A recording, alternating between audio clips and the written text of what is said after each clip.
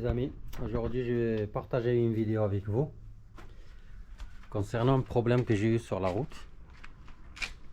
Un problème que j'ai eu sur la route en fait en pleine Espagne vers Girona là, avant la frontière française. Comme vous savez, je suis rentré du Maroc, donc j'ai fait de la route. J'ai roulé tranquillement et vers 3 h du matin, elle m'a mis stop, liquide de refroidissement et surchauffe. Donc voilà, comme je disais, je roulais tranquille. D'un coup, je savais pas, je roule et d'un coup ça m'a mis stop direct en rouge. Et la température qui a commencé elle était à 90, elle a commencé à surchauffer. Donc, premier réflexe, j'ai coupé le contact. Il faisait nuit, froid. J'ai coupé le contact et ça a refroidi un peu. Donc ça a évité la surchauffe déjà en premier temps. Je me suis garé sur la bande d'arrêt d'urgence. Premier truc à vérifier, que j'avais vraiment peur.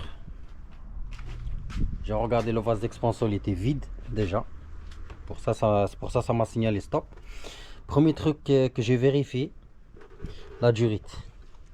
Pour voir si elle était dure ou pas. Donc gros soulagement, elle était molle comme ça. Donc pas de joint culasse. Si elle aurait été gonflée ou dure, plus de liquide de refroidissement, surchauffe, stop, joint culasse à 100%. Donc de ma part, c'était pas joint culasse. J'ai commencé à chercher, j'ai ouvert ici. C'est un truc de malade, hein. Je partage avec vous, on ne sait jamais, ça vous arrive à vous. Voilà, j'ai déjà fait une vidéo sur les fuites d'eau de Golf 4 ou de TDI en gros, que c'était la pipe d'eau. Il y avait une autre vidéo où j'avais fait, c'était une panne vicieuse, c'était une fuite vicieuse où c'était la durite là, celle-là, la petite là, qui va sur la culasse. Oui, j'avais fait la pipe d'eau. On parle de la fuite, hein, la fuite du liquide de refroidissement. Cette fois-ci, en fait, quand j'ai regardé ici, là, sur la boîte, il y avait plein de liquide de refroidissement. Donc, à quoi j'ai pensé? J'ai pensé à la pipe d'eau. Je me suis dit, c'est mort. C'est mort. En pleine autoroute, pipe d'eau qui fuit, c'est mort. Voilà, tu vas faire comment? Tu peux pas réparer, tu peux pas dépanner. 3 h du matin, t'as pas la pièce, en plus c'est une grosse pièce, c'est pas donné, c'est pas trouvé. Donc je me suis dit, bon, je vais réfléchir, c'est mort. J'attends un peu, j'appelle l'assurance. Je suis monté dans la voiture, j'étais en train de réfléchir, je suis revenu. Et en fait, j'ai re-rempli. Je me suis dit, bon, je vais remplir le liquide de refroidissement et vérifier d'où ça fuit exactement. J'ai rempli là-bas, puisque le moteur il était chaud, thermostat ouvert. Donc une fois que j'ai rempli là-bas, ça pissait de là-bas. En fait, ça pissait au taquet. C'est pas une petite fuite, une grosse putain de fuite. Et je regarde de sa fuite et en fait, ça venait pas de la pipe d'eau. Et en fait, c'est la durite du radiateur du chauffage qui a pété. Voilà, c'est pour ça, je vous dis les amis, à chaque vidéo je partage avec vous, on ne sait jamais, ça vous arrive à vous. Donc, celle-là qui a pété. Là j'ai acheté deux. Je vais vous expliquer. Voilà. Donc j'ai acheté deux. En gros, la durée du chauffage a pété. Voilà. Une entaille comme ça. Ici. Une grosse entaille. Donc le liquide, il partait gratuitement dans la nature. Je me suis dit, je suis dans la merde. Je suis dans la merde. Pourquoi je suis dans la merde? Eh bien parce que c'est la durite du chauffage qui a cassé. Et là, c'est mort. Je peux pas réparer. Je peux pas dépanner. Et comment dire, j'appelle l'assurance, j'appelle l'assistance pour qu'il embarque, quoi.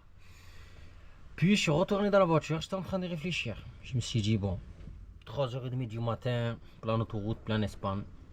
Le seul moyen, c'est que j'appelle. Et une tête m'a dit, vas-y Soso, fais un tour vers le moteur et réfléchis avant d'appeler l'assurance. Donc c'est ce que j'ai fait. Je suis arrivé comme ça, comme vous voyez là. J'ai enlevé cette durite et j'ai commencé à regarder et réfléchir en même temps à trouver une solution pour que je puisse rentrer chez moi. Voilà. 3 h 30 du matin, l'assistance qui vient, elle viendra pas. Voilà, l'assistance, elle viendra pas. Voilà, il y en a pour au moins 5 ou 6 heures jusqu'à 8 heures du matin, 9 heures et encore. Voilà, là je dormirai dans la voiture, c'est sûr. Donc j'étais en train de réfléchir. Donc ce que j'ai fait, heureusement, je prends moi tout le temps mes outils avec moi. Donc j'ai pris la pince, j'ai enlevé la durite qui était pétée. Donc attends, c'est celle-là. En fait, celle-là qui a pété parce qu'elle vient comme ça en fait. Ça va sur le radiateur, ça va sur la pipe d'eau. Ça va sur la pipe d'eau. Donc j'ai enlevé cette durite qui était pétée. Il restait celle-là, tu vois. Il restait celle-là. Et en fait, ce que j'ai fait, j'ai supprimé le radiateur du chauffage. En gros, j'ai récupéré celle-là qui était de l'autre côté. En fait, ça c'est l'aller. Ça va sur le radiateur du chauffage et ça c'est le retour. Voilà. Donc ce que j'ai fait moi, j'ai supprimé le radiateur du chauffage. J'ai récupéré celle-là poubelle. Donc j'ai récupéré celle-là, le retour du radiateur du chauffage. Et c'est ce que j'ai fait, vous allez voir. Attendez 2 secondes, je vais enlever celle-là. Je pense que je vais enlever celle-là. Voilà. Ou pas, peut-être. Donc vous voyez là, regardez ce que j'ai fait. Un dépannage de fou que j'ai fait. Et ça peut rouler comme ça sans problème. Sauf que j'ai pas de chauffage, mais je m'en fous. Tant que je suis rentré chez moi, c'est l'essentiel. Voilà, tu vois, cette durite là, comme j'ai dit, elle est où? En fait, celle-là. J'ai fermé le circuit en fait entre la pipe d'eau qui est ici et la durite en métal qui est en bas. On va la voir par là. Voilà. Voilà, la durite là, on la voit très bien. Voilà, tu vois, c'est celle-là. Donc cette durite de chauffage, le retour du chauffage, donc j'ai pris ici, j'ai fermé ici, ça, cette durite d'eau là, cette durite en ferraille, elle fait le tour du moteur et elle vient ici. Elle passe ici et elle va sur le bloc moteur. C'est une durite en ferraille qui fait le tour comme ça, comme ça, comme ça. Et elle vient ici. Donc j'ai fermé ici. J'ai fermé ici sur la pipe d'eau. Ici il y a la pipe d'eau. Voilà, là. Il y a la pipe d'eau. Et le radiateur du chauffage, il est supprimé. Donc j'ai fait ça. Il faisait nuit. Que le flash du téléphone, une galère, une misère. Les nerfs, les boules, la fatigue. Je vous dis pas. Donc en gros, voilà, tu vois ce que j'ai fait. J'ai fermé, tu vois. Regarde. J'ai fermé le circuit entre la pipe d'eau et la durite en ferraille. Ton problème est résolu. Voilà, tu pourras rentrer chez toi. Radiateur du chauffage, le chauffage, on s'en bat les couilles. Voilà. Même s'il faisait moins 10, j'en avais rien à foutre. Je voulais rentrer chez moi. Voilà. Donc, après, j'ai rempli le liquide de refroidissement.